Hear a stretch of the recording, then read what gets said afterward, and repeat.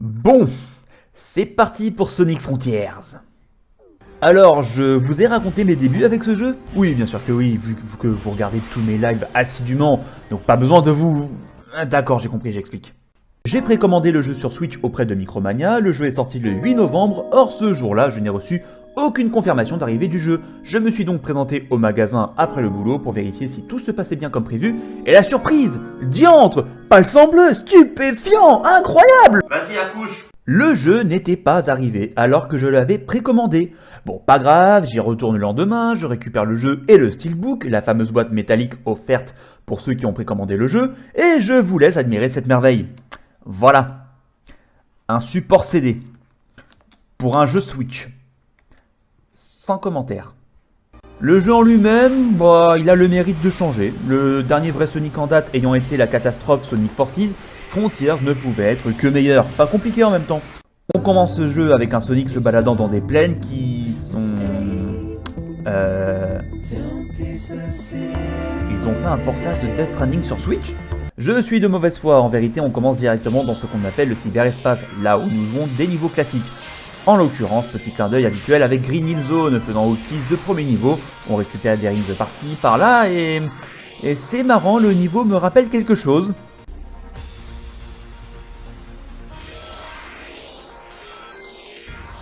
Bah oui, c'est exactement le même niveau, tu m'étonnes. Bon, pas grave, c'est une petite référence, on espère juste que tout le jeu ne sera pas grossièrement pompé des anciens Sonic, hein. Hein? Rassurez-moi s'il vous plaît. Bon, un autre niveau avec Green Hill... Non mais là c'est... J'ai déjà vu ça dans Sonic Generations, ça fait quoi cette blague? On résume, la quasi-totalité des niveaux de Sonic Frontiers est constituée de gros pompages de ce qui s'était fait dans les précédents Sonic.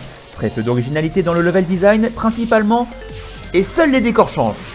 Et à propos des décors, on a du Green Hill, du Sky Sanctuary, du Chemical Plant, puis un truc dont j'ai aucun souvenir, et encore du Green Hill, encore du Sky Sanctuary, du Chemical Plant, et rebelote du Green Hill. Ce jeu, c'est une fainéantise absolue. Alerte, alerte, nous recherchons le niveau de français du vidéaste ici présent, s'il vous plaît, merci.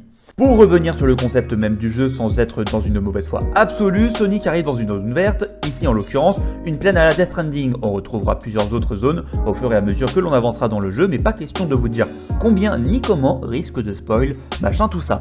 Ça n'empêchera pas de montrer certains décors, mais sans en parler.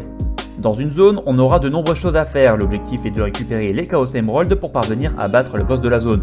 Pour ce faire, tout d'abord, battez des mini-boss qui lâcheront des mécanismes. Ces mécanismes pourront vous permettre d'accéder à un niveau. Dans ce niveau, vous avez différents objectifs à remplir pour débloquer des clés. Une fois que vous avez suffisamment de clés, vous pourrez aller chercher une Chaos Emerald.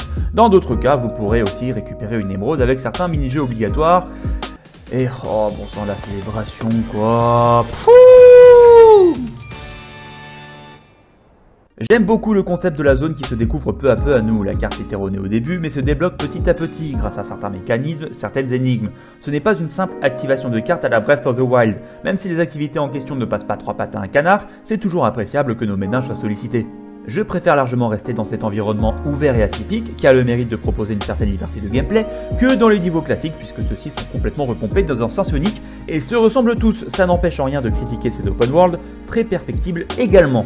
Le gameplay est de manière générale assez étrange, beaucoup de mal au début, pas mal ensuite, il reste particulier, le fait d'avoir un Turbo Max dont le plafond augmente selon si tu as atteint la quantité maximale de rings ou non, faut s'y faire.